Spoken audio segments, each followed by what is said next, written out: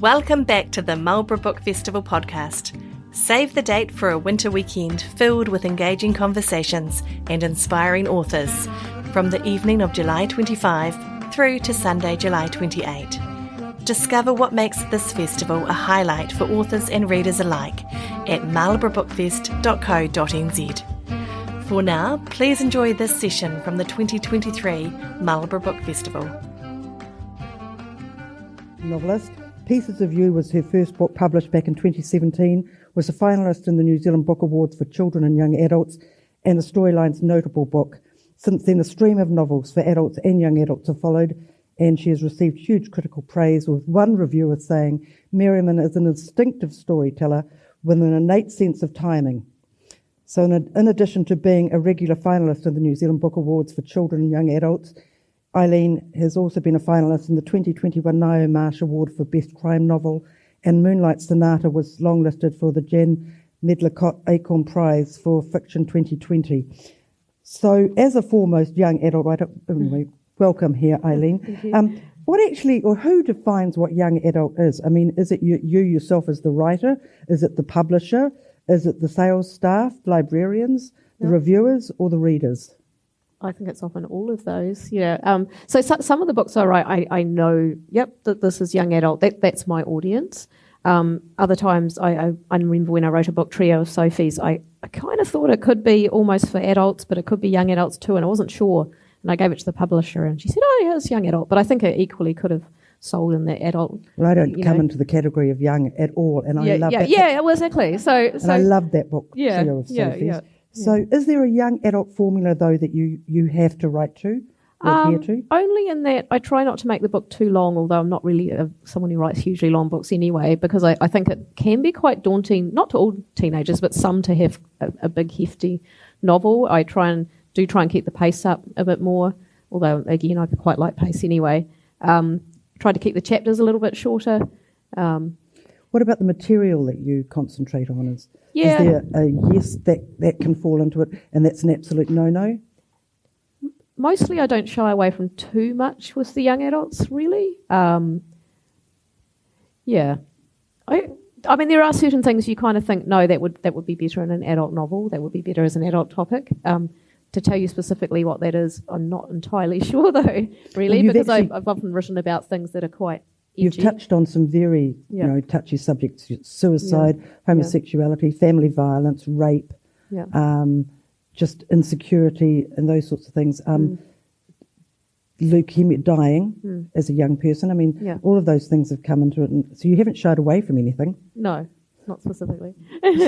Now, as a young adult yourself, you excelled in science and English, which is pretty rare. I mean, that's left brain, right brain. I never know which is which, but both. So why did you decide to follow the science line and become a doctor rather than a writer? Yeah. I mean, my natural subject actually always was English. That's but I'd always been fascinated from a young age by medicine as well, and would go to one of my family friends' houses, and they had a book on how vaccines were discovered, and Louis Pasteur, and he noticed that the milkmaids in the milk sheds, they seemed to be immune to smallpox because they got cowpox, and I was just so fascinated by this, and I was so fascinated by the human body, and so when I was about 15, I said to my mother, "Oh, I want to be a psychologist." And she said, "Why don't you want to be a doctor?" I said, "I'm not brainy enough." She said, "You just need to try."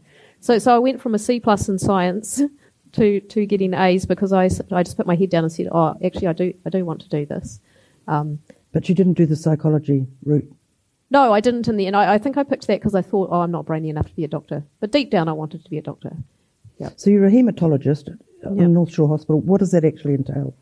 So I look after people with blood diseases, so anything from anemia, leukemia, lymphomas, and I do a lot of the blood clots. So the thrombosis service, I run the thrombosis service. We get about 1,000 referrals a year. So I deal with inpatients and outpatients quite a lot. A little bit of lab. I don't do a huge amount of the lab. But it's really, really rewarding. And then for my sins, I run the department because no one else wanted to when the last person left. So I didn't run away fast enough. Well, you've probably been under even more pressure as a haematologist in the last 3 years because of COVID. Yeah, it's been insanely busy. And the main problem is that there are not enough staff. And so a lot of people have started retiring early because of the pressure. And then you just get a vicious cycle that there's less and less staff, there's not enough junior staff, and so often we're just covering all the time for other people, and that's quite tiring. Do you wish now you'd become a writer full-time? Well, no, because I really love my job. Yeah, I do love it, and I think it will get better in a few years. I think we're just in a bad cycle. I think the COVID pandemic just really has affected us, and it will affect us for 10 to 20 years probably. And not just in medicine and no, everywhere, well. everywhere. But I think we just need to recover from that. And but I don't think I could be a writer full time because I need the rest of my life to fuel my writing. And any time I've taken a whole day off to do writing, I don't actually write all day. It just never happens.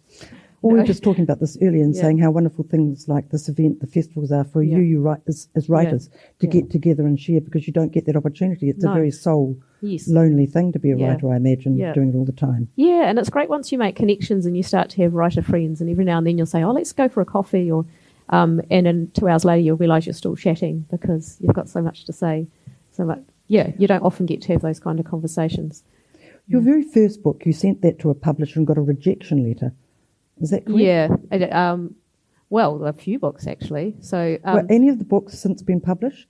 Double Helix started off as Red Sky in the Morning, and it was quite different. I pulled it out one day, and I thought these characters really want me to tell their story. I really need to get them out there, and in the end, I wrote 30,000 words of it, and I thought, oh no, I just can't rewrite this. It's too hard, and I put it aside, and I wrote Violet Black. But then I pulled it out again. I just thought, oh damn it, even if it's never going to be published, I just need to see this through. And then I sent it to my publisher, and I love that. Yeah. But I had developed so much as a writer since my first time I tried to write that, and it was quite different.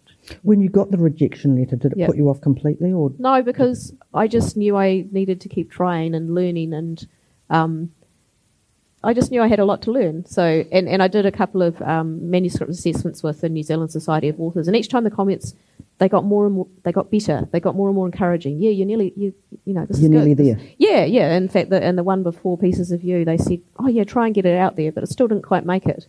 And then once I started writing young adult, they just, okay, good.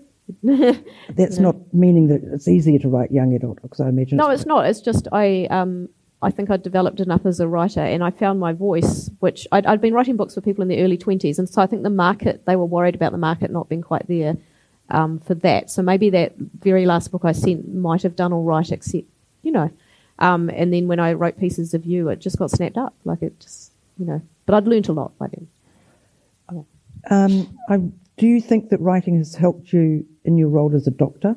Yeah, I think it does, because I consider people's stories, and I definitely when I wrote Catch Me When You Fall, where the girl had leukemia, I worked in the bone marrow transplant unit in Christchurch, but I was on the other side of the bed. I was the doctor, and so I put myself in her shoes and her body, and I think it does help you. Every now and then I'll be consulting with the patient, and I'll think, sometimes they can get quite, agitated or angry with you, and you think, okay, why are they angry? They're really, really stressed. What's going on in their head?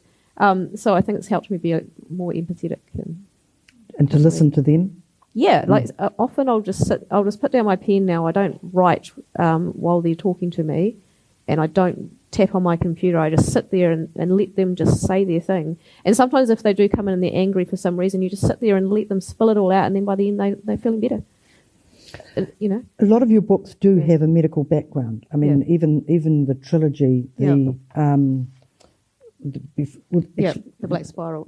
Black Spiral. Let's look. That's a trilogy now. And one of your books, a trio of Sophies. Yeah. James Bacon tells Sophie how to craft a story, and there's sort of like there's the build up, there's the climax, and then the denouement. Yeah. So is that what a formula you adhere to as well?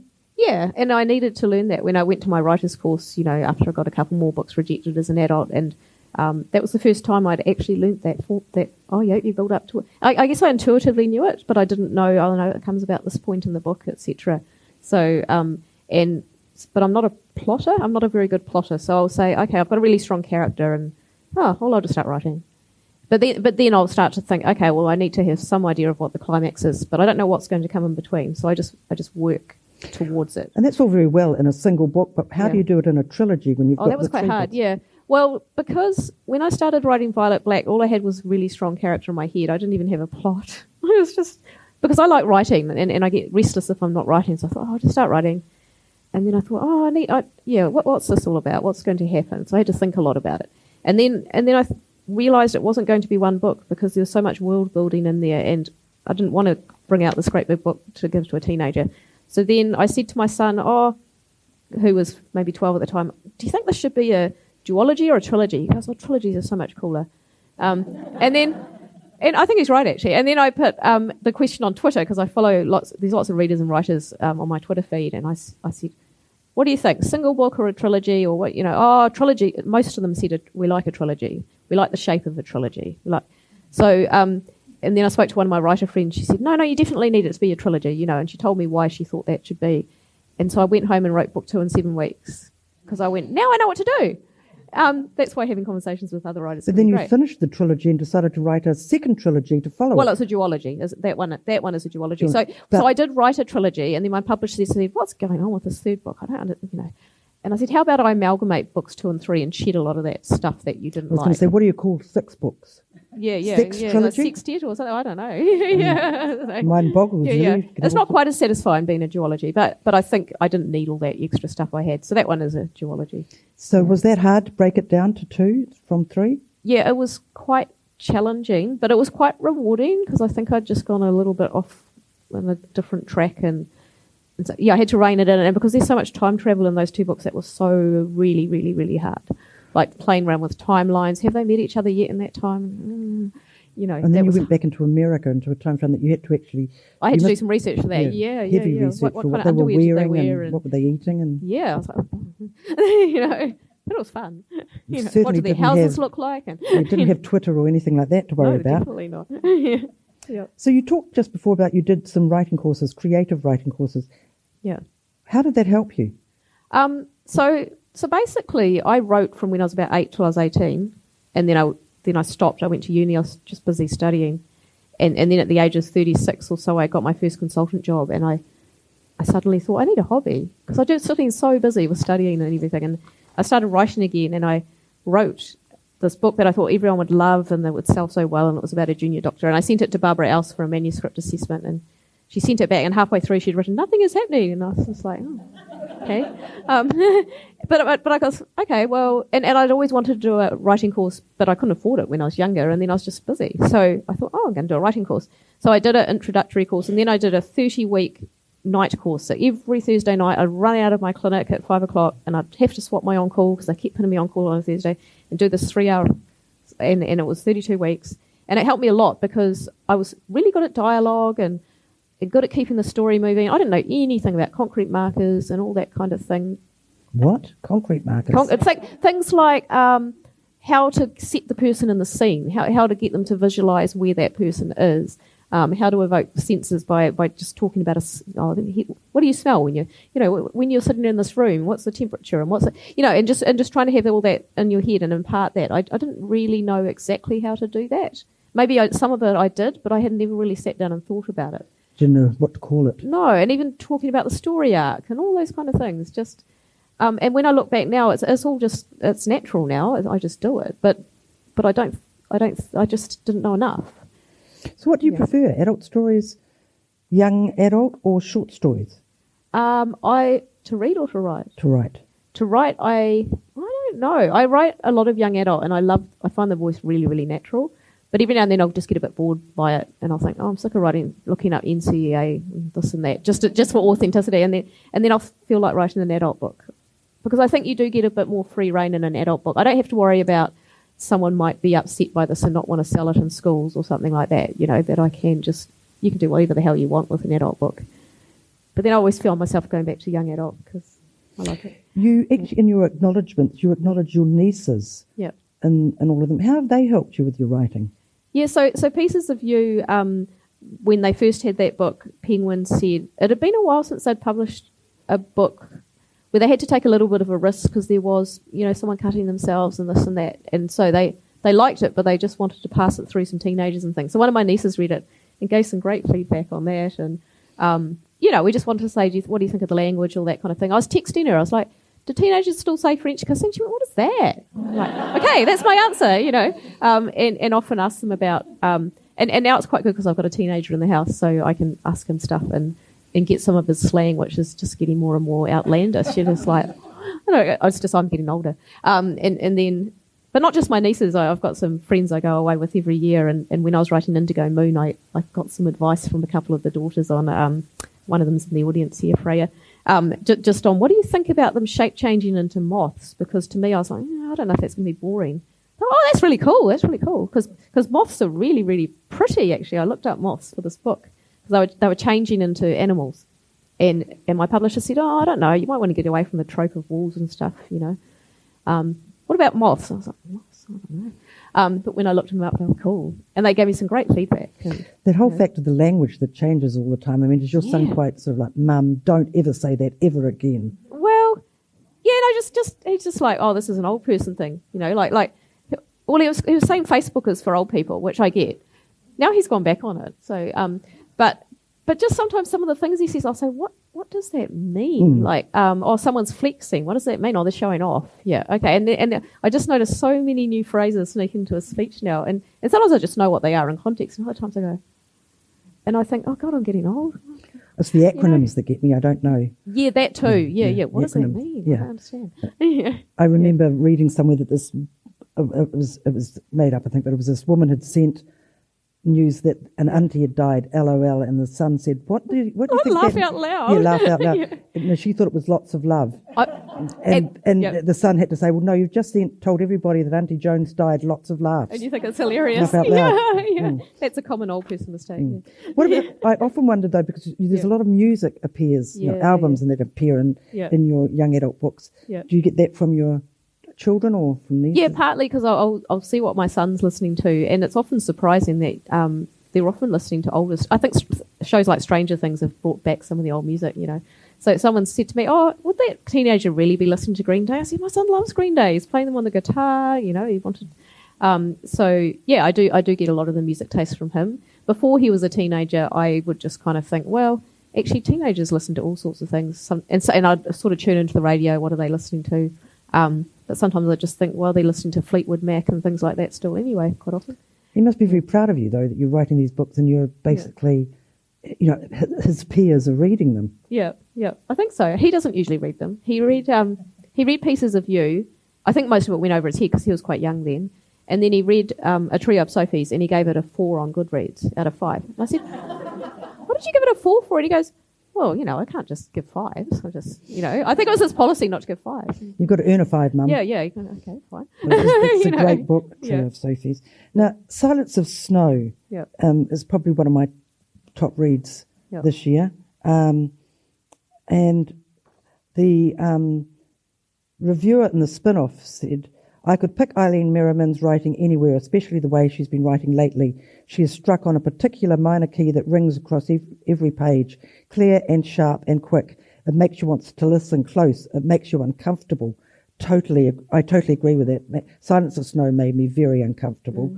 And I mean, that night after I'd started reading it, do you remember, I don't know if anyone does, but remember the song, Mama, Don't Let Your Babies Grow Up to Be Cowboys? No, I don't know. It's sort of very old song. Well, I had an earworm that night was, Mama, don't let your babies grow up to be doctors. Because because the start of the book was just quite horrendous for me. Now, it's the first year medical student and an anaesthetist. And it's set in Nelson, where you actually did a year. 2 years, 2 years. So is this slightly autobiographical? Not the drug taking bit, but in terms of the sheer horror of being thrust into a job as a first year junior doctor, and no matter what you do, you can't really be fully prepared. And I just remember my first night shift. I was the only doctor in the whole hospital. I was manning ED, surgical wards, medical wards, and just thinking, oh my goodness, I mean, you could call the senior doctors all the time, of course, but you didn't want to wake them up all the time. I mean, it terrified me thinking that if I need to go to the hospital in the middle of the night, I want to know that the person who I'm dealing with is awake, has not been up for the last 5 days without any sleep. Yeah, no, and generally, all the conditions are lots better now, so which is quite good. When we did night shift, we'd do 7 nights in a row, and I found that quite hard. But you would go and sleep during the day, right? And then you'd come on, it'll be 11, and then you'd work till 8, and then you go home again. But in the older days, And sometimes still in the UK, they'd be up for 72 hours and things. That's just wrong. It's just, So it has got his better than that, but it's still a stressful, hard time to go through. Yeah. So you worked in Nelson, in Christchurch, and now you're on the North Shore. Yeah, and I had a year in Melbourne before I came to the North Shore. Yeah. Anything else now that you've done all of that you wish you had done? In terms of medicine? Yeah. No, I think I'm quite happy with what I did. I went to Monash. I was a research fellow, and I was specialising in the clotty sort of stuff. And I did think about doing a PhD at that stage, but we'd had one child, and we were quite keen to have another one. I thought, my husband said, I'm quite keen to just settle down now. And I said, yeah, no, that's fair enough. So we came back to the North Shore, but then I did the PhD part-time, because it was a clinical trial. So I managed to get my PhD. Where on earth do you find time to write then? Yeah, no, so at that stage I was editing The Silence of Snow and trying to work on the PhD, and I was in Dublin and out on a conference, and it was 5 a.m. and I was trying to work on the PhD, and I was doing that, and then I rang my husband. No, I messaged him. I said, can you FaceTime now? He goes, no, I'm in hospital. I was like, oh my God. And so he'd broken his arm in Thailand. We'd been in Thailand and I'd gone on to Dublin, and he'd fallen and he'd hit his arm, and I said to him, you need to get an x-ray. Oh, no, it's fine. It's just a hematoma. I Googled it. And I was like, okay, but you might... I'm a hematologist. I might know this. And you might want to get an x-ray when you... Sorry, off the topic here, but you might want to get an x-ray when you go home, And he goes, oh, yeah. But, yeah, he had to get a plate in. But anyway, yeah, that was quite a time when I probably got less sleep. Yeah. And what, he'd broken it? Yeah, he had a plate inserted. He walked around all holiday with his arm, and apparently the hematoma was splinting it. So there was a period when it wasn't actually that sore. But just before I flew to Dublin, he didn't tell me it had got quite sore, and he flew home with our 2 kids. And then he drove himself to hospital. And I said, shall I come home? And he said, oh, no, don't worry about it. The worst will be over in the next 24 hours, and all the neighbours are bringing me dinners and stuff. And your dad's taking the kids. He probably is thinking this is actually quite good. Yeah, I said I didn't want to ruin the holiday. Okay. Yeah. So you've got a 12-year-old son. No, he's 15. And a daughter as well. 9-year-old daughter, yeah. So that's fairly full on. So, with your job, your day job, when are you writing? So luckily my husband runs the household, so he's a stay-at-home husband. He just does a bit of property management. So we have dinner quite early in our house. It's often about 5:30, and then about 6ish I'll just sit in the armchair in the lounge, and they might be watching the chase or something like that, and I'll just maybe write for an hour. I'm often quite tired these days. And then in the weekend, often after lunch is a good time. I'll just sit down with a cup of coffee, and if it's summer, I'll sit outside on the outside couch and maybe write for an hour, maybe a little bit longer. Do you handwrite or do you type? No, type, usually. Sometimes when I'm desperate if I'm on holiday, I might write on my phone. And and then wow. just, Finger, if I think, I don't want to bring out my laptop, that's a bit unsociable. And I love writing on the plane. So if I do a long distance trip, I will go hours of uninterrupted time, which is great for editing too. If you're shifting, you need hours to get absorbed in something. So when you're talking about editing, you've written the book, you've sent it to the publisher, and they send it back to you to do a sub-edit, do they?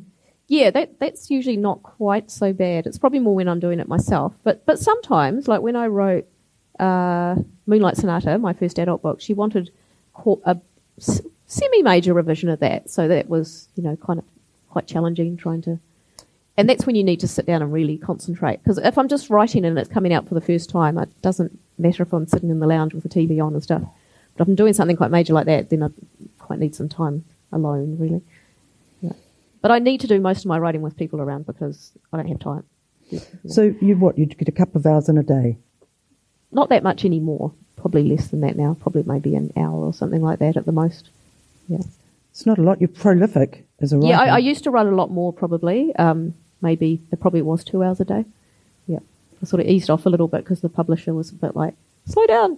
Yeah, so well, not that I need to.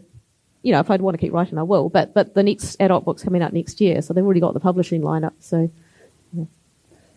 What's your favourite book that you've written? Probably Silence of Snow and A Trio of Sophies, I would think, and Catch Me When You Fall. Sorry, I've given you 3. Probably The Silence of Snow, I think. That's a great book. Yeah. What about your favourite book to read? To read? There's a few. I loved Martin Amis. I really like his. He wrote Time's Arrow, which is the first properly backwards book I've ever read. Even the rain went upwards and stuff. And if you read the book, it's quite a short book actually. You'll read why he's used that device. And people will walk out of doctors' rooms more distressed than when they went in, for instance, and all that thing. But then it goes right back to World War II, so it all gets a bit creepy. But I love all sorts of writers. I like, I'm really enjoying Catherine Chidgey's writing. You know, I like a lot of our New Zealand writers. They're just amazing. I really like Tim Winton, an Australian writer, because he really, you feel like you're in Western Australia. I love it when writers do that and just get you totally immersed. We were talking about this a little earlier. New Zealand writing has really come of age in the last probably 10 years, I'd say. Yeah. Is that because of events like this, do you think? I think that really helps. And I'll come to these events and I'll pick up the books and I'll take them home and read them. I think these are really, really, really good books, you know.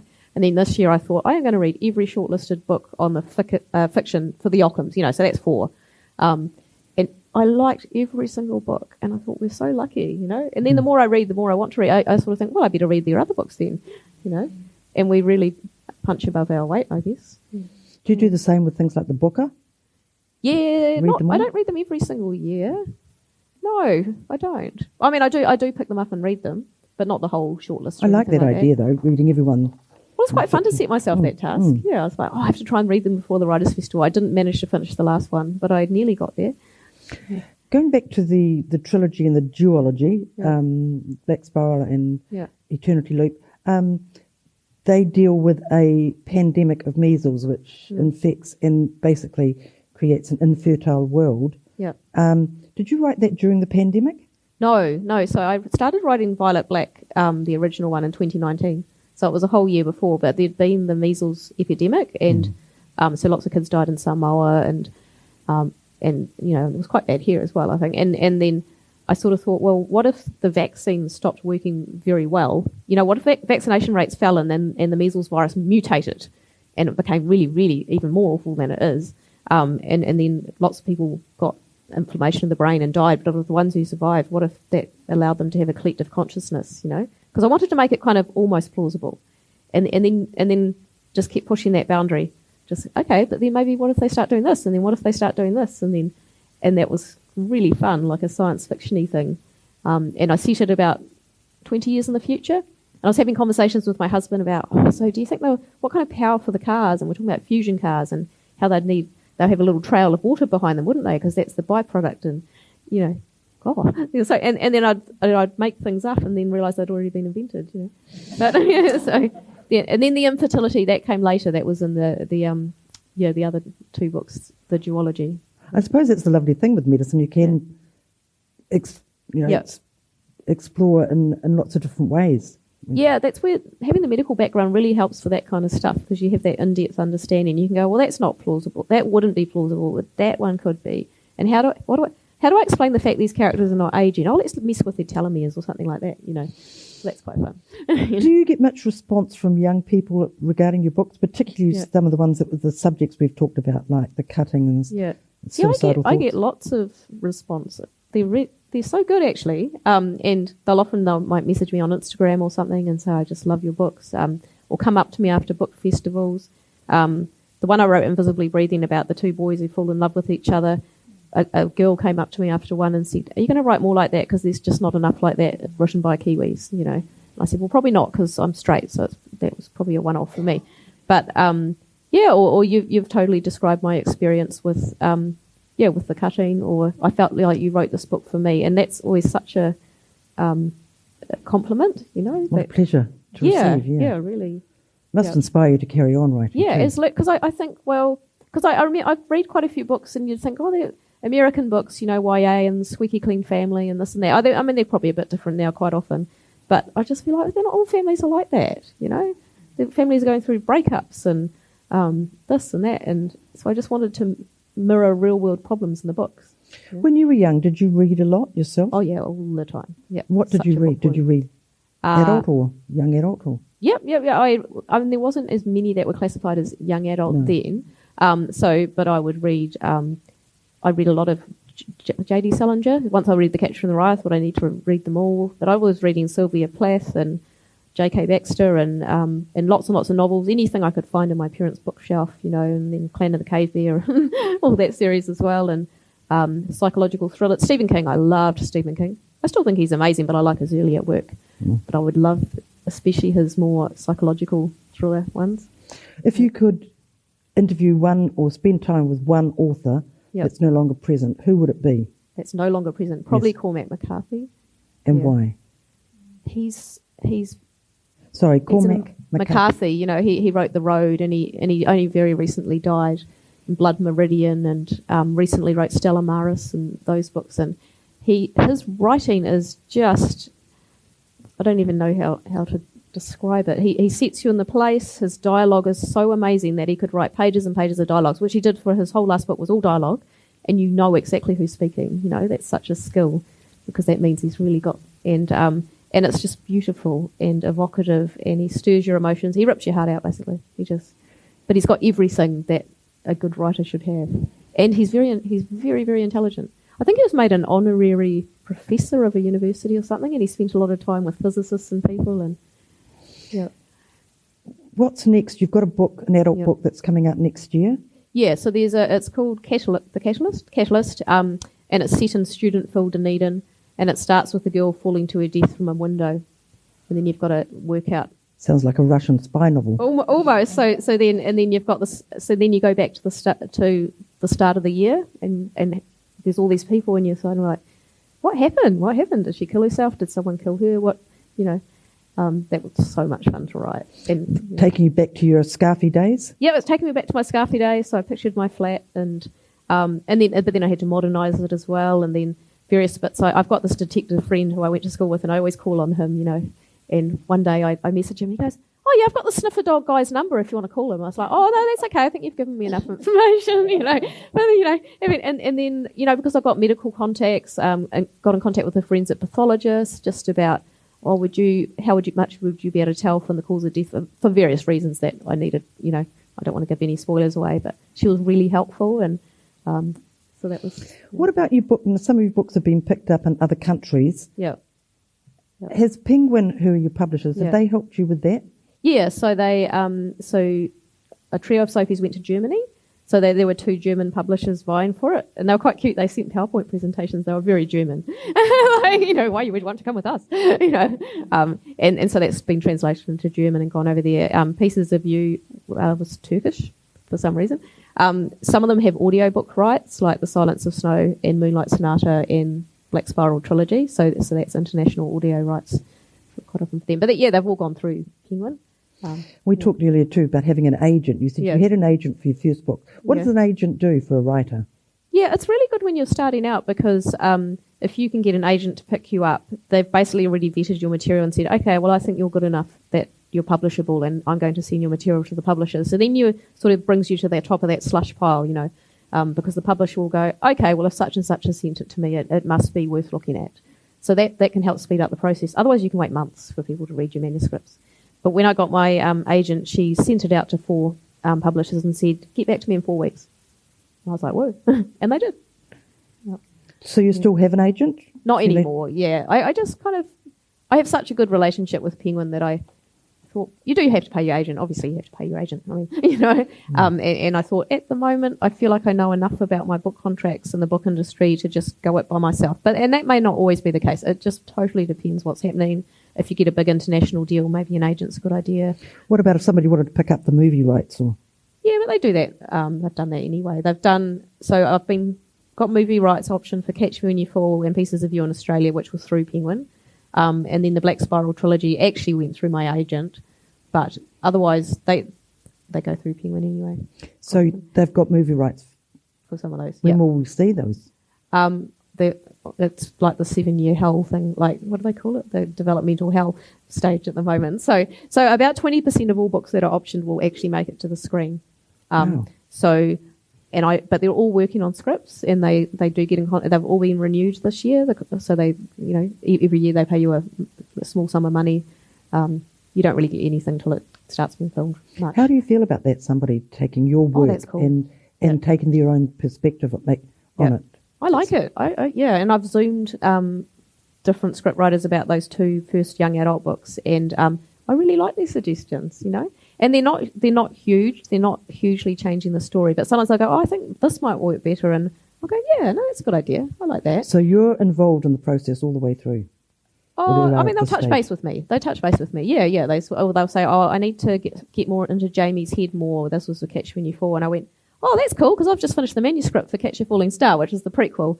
And so had a big Zoom chat about them so they could understand him a bit better. So that was quite cool. Can we maybe, now's a good time to do a reading from Catch Your Falling, which is your latest book that came out this year. Actually, I've made a mistake. It's not Pieces of You that's optioned. It's Invisibly Breathing. Yeah, and Catch. Yeah. Okay, so the background to this is in Catch Me When You Fall, there's a girl, Alex, who's got leukemia. She's relapsed leukemia, and she's 17. And on the day she finds out she's relapsed, she meets this guy in the lab test waiting room. They're both getting blood tests. And you don't learn why he's getting that blood test for a while.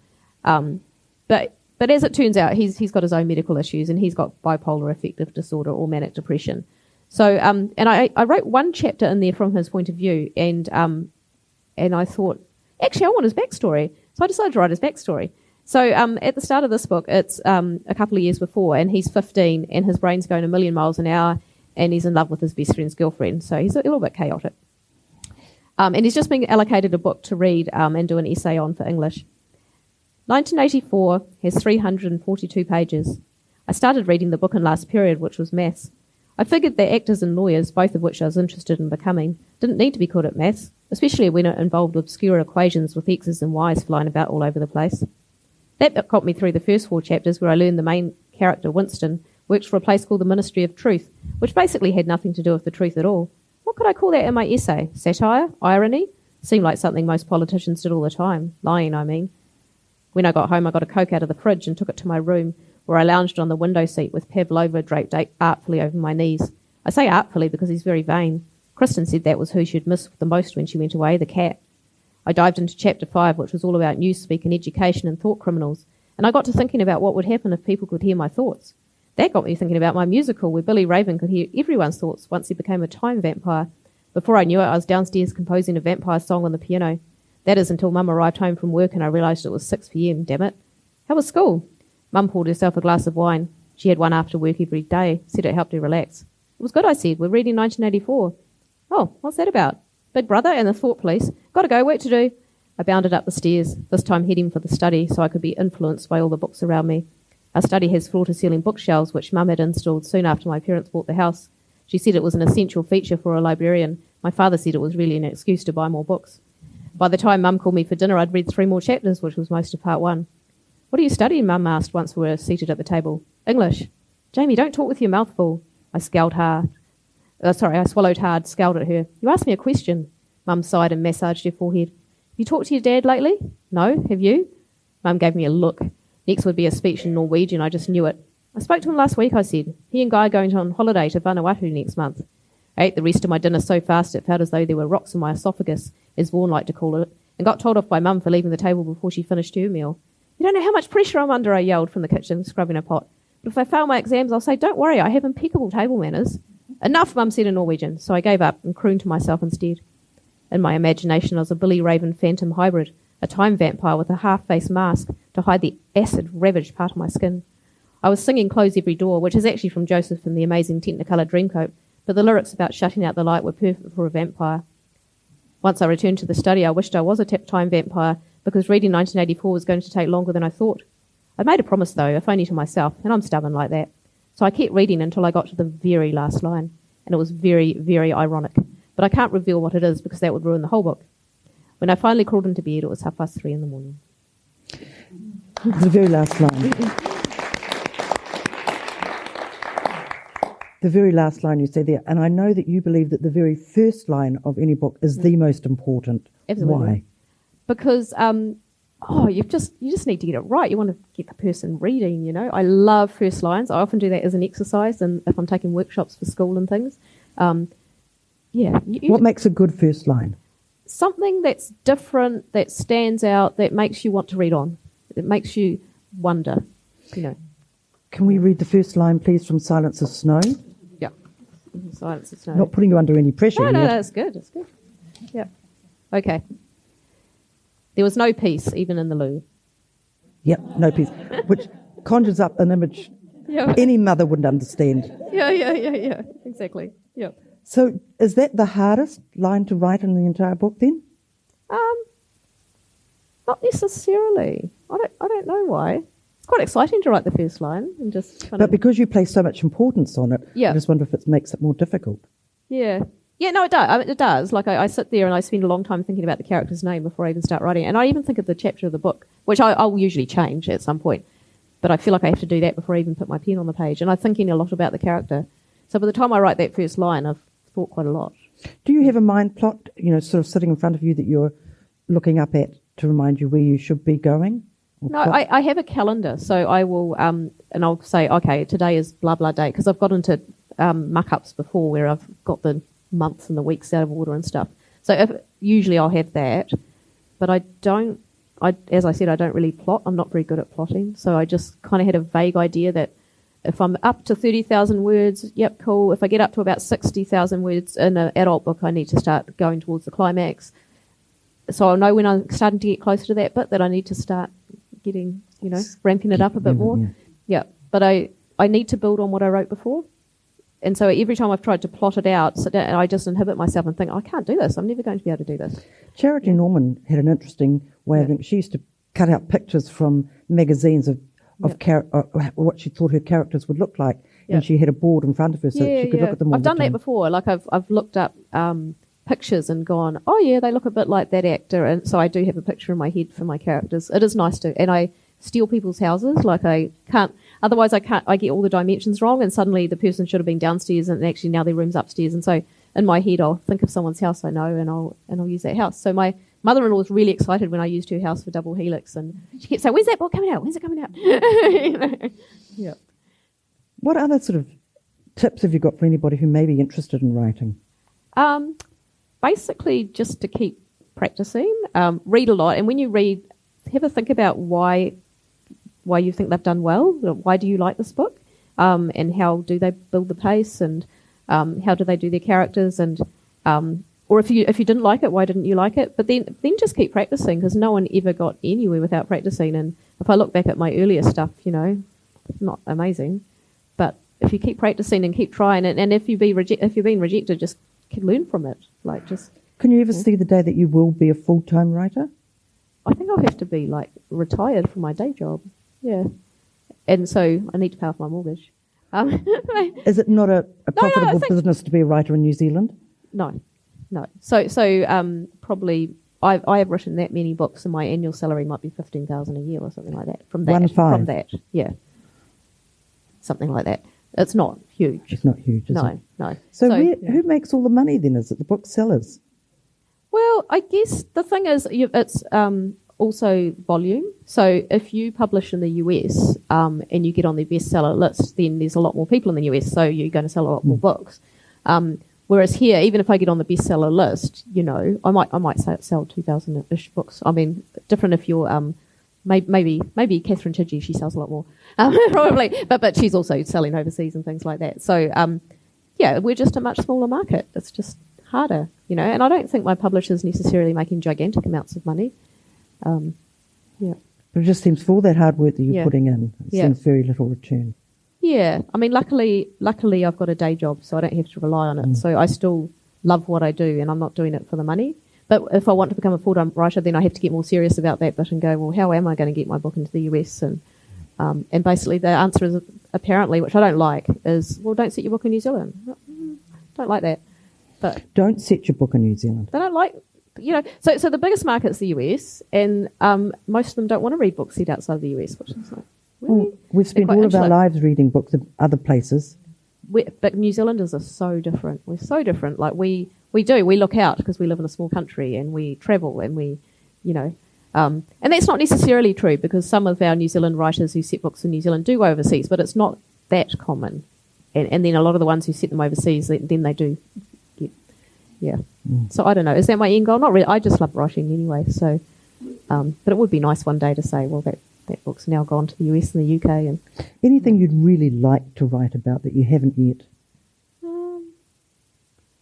I really enjoy psychological thrillers, but I think that's the next one coming out. Probably at some stage maybe a memoir, but I think you should be quite brave to write a memoir. But I would like to one day, because there's a lot of stuff that's happened in my life that I think I would like to show to other people, to say, that you can get through stuff, and resilience, and lots of mental health issues in my family and all sorts of things, that I think it's nice for people to tell their stories. I like reading people's memoirs about their troubled times and going, oh, that's cool that you've been so honest. But I don't feel ready to do that yet. You're a bit young to do that, I think so. Yeah. Well, there's been a lot of things. But yeah, no, I think that's more of a late career thing that you do. Yeah. Well, I'm sure there are some questions from the audience. Now, we do have a microphone, I believe. Yes, Charlotte's got a mic too, actually. Mm-hmm. Now, we do ask that if you are going to ask a question, you use the microphone simply so everyone can hear it, but also because we're recording for a podcast. So, Julie. I have a teenage son who's lent me your non-science fantasy books. He always read that, and I started buying him your books to get him to change topic. They are very topical. He loved them. He's lent them to his friends. But I just finished reading Moonlight Sonata. And I'm not sure how many people have read it. I was reading it thinking, I feel a bit uncomfortable reading this book, but your writing compelled me to continue reading it to the end. How do you write about a topic like that without making the reader feel really ick, for want of a better word? It's just so well written. You feel uncomfortable. You're like, oh, I'm not sure. But you go right to the end because you're just dragged in and you want to know. So basically there's incest in Moonlight Sonata. And I think originally when I wrote a short story first, and that was placed in the Sunday Star Times, and then I think I was trying to write a really different story. I was thinking, what can I write about that people usually don't like writing about, that will stand out, but try and keep it quite subtle until quite late you don't actually know what's going on at all. I think I know where this is headed, but you're not sure. But I'm not quite sure. But then it goes from the brother and sister to the cousin, so it's sort of generational. A mirroring thing, and I just kind of thought, well, how do these, because these things do happen, so how do they happen, and what's the background to that? And is it I like shades of grey, like you can be very black and white and say, well, naturally that's wrong, and why is that wrong? Well, it's wrong, and yes, but how does it happen? And there's people behind that, and why, So I just, it was just something I was interested in exploring. And it must be quite satisfying, though, that regardless of what the emotion is that you engender, you at least are creating an emotion. You're getting an impact from it. Anyone else? Yes. Just up the back there. Joe? Oh. Eileen, I found your piece yesterday very compelling and dark and visceral. Who? Oh, sorry. Oh, okay. Whose voice do you write with? Is it the characters? Is it yours? Do you mean for that piece or? For that piece and for other pieces. For that piece and for other pieces. So that piece was fiction, but it was creative non-fiction. So there was a lot in there that wasn't true, but there was stuff in there that was true, which is that I felt like an alien in my first year. But not all of those events happened, like the sexual assault didn't happen. But there was a lot of truth in there. So, but often in the books that I'm writing, there is a bit of me in every book. But then I'll amplify out some part of myself and then take it somewhere else, So that I think that's how you get your authenticity, because you're actually feeling the emotions of the characters. You're like, well, I can do this. But there's stuff in my books that I've not done. I've not taken drugs. I've not cut myself, all that kind of thing. So I do have to do a bit of a background kind of thing. And when you create a character, they do take on a voice. In each book, they're different. They're different voices. You'll find they are different people. And I'm always thinking about who they are and what their background is, etc. So, but yeah, a little bit of me in every character. You have to have a super ego to be a writer, to place yourself in books like this. Ego, ultra ego. No, most writers have not a huge ego. I mean, there is a few, but most of us are quite shy and introverts, and because it feels like you do have to put yourself out there in some ways. Particularly when you're talking about subjects that are very close to you as a person, like in Silence of Snow. But that's why I use the third person, I think, for those ones, because I don't want people to think that that's me. Because, I have drawn on medical experiences, but those characters are they're not me. And so I don't, and especially when I'm writing in the medical field where my colleagues might be reading it, and I really don't want them to think, oh, this is a And no one has ever said that. No. You actually, after the Silence Snow, you actually read part of that at a medical conference to senior doctors. Yeah. How did that come about? Because I think actually I published it, and one of them, he's training to be an anaesthetist, and actually the College of Anaesthetists, like the communication person, rang me up one day. I thought, am I in trouble? But she said, oh no, we thought it might touch a nerve because there'd been a couple of deaths amongst anaesthetists due to drug incidents, and she said, but they like it. They really want to read it and talk about it. And then the Association of Salaried Medical Specialists, that's our union, they have an annual conference, and they said, oh, we quite like to put in something about something you're doing outside of medicine, but can you come and read from your book? And in the same session was Glenn Calcahoon and Renee Liang, who are both doctor writers as well. Is that you were going to read something from the Silence of Snow? Is this the part that you read to the conference? Yes, it is. So basically, this is the so Rory, he is 29 going on 30, and the other character is Jodie, who's a first year junior doctor. But he's been a doctor for quite a while, but he's travelled to Nelson from Wellington where an incident has happened and it's haunting him. And this is him remembering this. So he's anaesthetising a 13-year-old. The first half of the operation went to plan. Oh, and the other background, he's just done a whole series of nights and he's been asked to stay behind in the morning because the other anaesthetist can't make it. So he's already been up all night and it's 8 a.m. The first half of the operation went to plan. Rory put the girl to sleep, slipped a laryngeal mask down her throat and hooked her up to the gas that would keep her under for as long as the surgeon needed to operate. The beep, beep, beep of the machine tracking Taylor Newman's heartbeat was soothing. So soothing, Rory felt his vision grey a couple of times. Don't fall asleep, just don't. You all right there? The anaesthetic tech asked. Yeah. Rory pinched the tops of his thighs, blinked. It's been a long night. A line from a favourite poem popped into his head, one about having a mile to go before he slept. Actually, it would probably be an hour and a half, give or take, before he'd get to sleep, by the time he drove home and gobbled down some breakfast. As soon as he thought of food, his mouth began to water. When had he last eaten? He didn't think he'd had much more than a bottle of yoghurt since dinner the night before. Rory never felt like eating much on night shift, but now he was starving.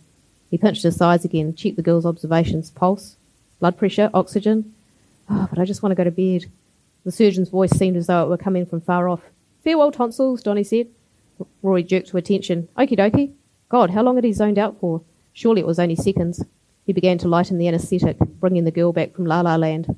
Oh, to be coasting on a cloud of sevoflurane. A couple of minutes later, the beeping, which had been slow and steady throughout, sped up. Rory's eyes strayed towards the machine. The girl's pulse rate had jumped from 82 to 105. What? That was when he saw the fall in oxygen level, the flatline shape of the carbon dioxide trace. Shite! Rory whipped his stethoscope off the bench and slapped the diaphragm over the kid's chest. Silence, no ear moving at all. Laryngospasm, it had to be. The vocal cords had clamped shut, so nothing could move in or out. The girl must have blood on her vocal cords, or maybe she'd regurgitated her stomach contents into her throat. Damn it, damn it. Donnie Yang's voice intruded into his consciousness. Everything all right there? Can you step away for a sec? Rory dialed the oxygen up and started ventilating the girl using a bag and mask. What do you mean step away? Yang looked indignant. I'm nearly done here. Exactly what I said. Rory's voice was tight. I'm trying to manage a laryngospasm. Can you stop poking and prodding her? He nodded at the anaesthetic tech. Can you dial up the gas? Rory went through all the steps he'd been taught as a junior registrar. Check the airway for blood. Deepen the anaesthesia. Muscle relaxant. Give 100% oxygen. The oxygen level came up. The carbon dioxide trace normalised. Rory secured Taylor Newman's airway with another tube, which went down with no hassle. Thank fuck. He gave Donnie permission to touch Taylor again, and the surgeon finished sewing the girl up. Rory dared to think of sleep again, even though he was now feeling very, very awake. It was when he'd taken the second tube out of the girl's throat that he saw the blood. Not a lot, just a trace of foamy bubbles on the end of the tube. But the girl seemed fine, apart from a marginally low oxygen level. Well, the blood was no surprise. Tonsillectomies were always a bloody business. Either that or Rory had scraped something on the way down. It had been a while since he'd had to manage a laryngospasm, but he had done all right. Not just all right, he'd managed it perfectly. Rory was wheeling the girl to recovery when his phone rang. Simon, thank goodness, just in time for the second case. Rory went home and slept like a dead person. He didn't learn about the cardiac arrest until the following evening, about the post-obstructive fluid on the lungs that Rory should have, but hadn't picked up on.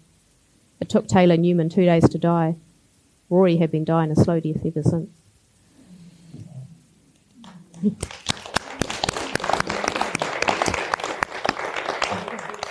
And we have another question. Eileen, yep. I was intrigued that you chose Cormac McCarthy as the person you'd like to speak to the most. Yep. And I just wondered if I could ask you a question, given the fact that Oppenheimer is just about to open in the movies. Yes. And you talked about him as a writer. Yep. But if you were going to talk to him about his subject or what he writes about or the worlds he inhabits, because one of your themes has been that you write about worlds that aren't you and that people who aren't you.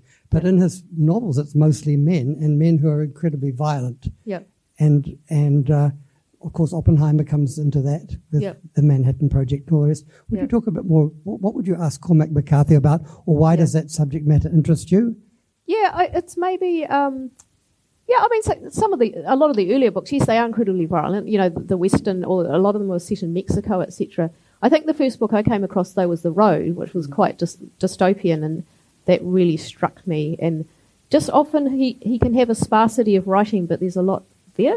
You know, he doesn't need to put much on the page to evoke a lot. And then the book, I'm trying to remember the name of it, The Passenger, before Stella Maris. I don't think that was that violent. And there's a lot of science in there.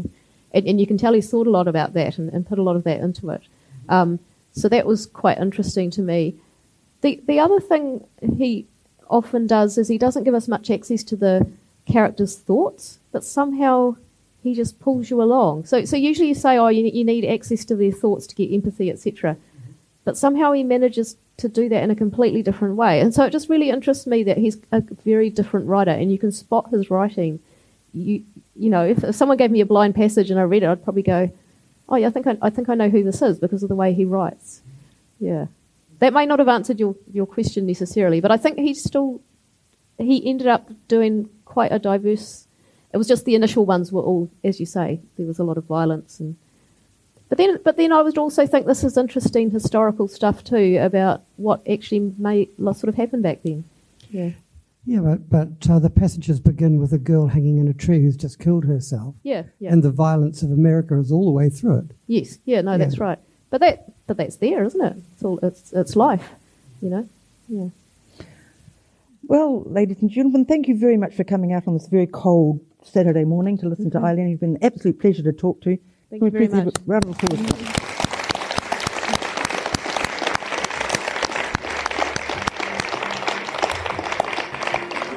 Enjoy the rest of your stay here in Marlborough. And thank you for coming down. I hope you get some sunshine, since you've had none up there for a while. Thank you very much, and hopefully we'll see you again at other sessions throughout the weekend, ladies and gentlemen.